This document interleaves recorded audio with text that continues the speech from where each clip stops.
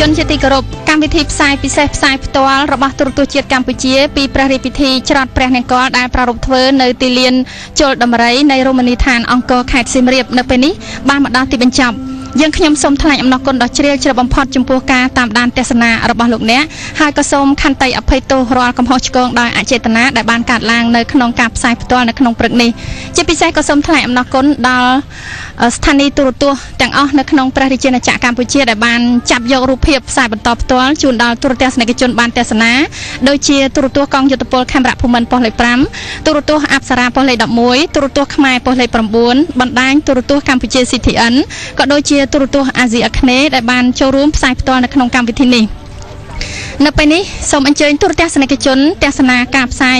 ជាបន្តទៀតពីស្ថានីយកណ្ដាលរបស់ទូរទស្សន៍ជាតិកម្ពុជានៅរាជធានីភ្នំពេញសម្រាប់ក្រុមការងារទូរទស្សន៍ជាតិកម្ពុជាដែលកំពុងតែផ្សាយផ្ទាល់នៅខេត្តសៀមរាបនៅពេលនេះរួមជាមួយយើងខ្ញុំជាអ្នកអត្ថាធិប្បាយក៏សូមអរគុណនិងសូមគោរពលា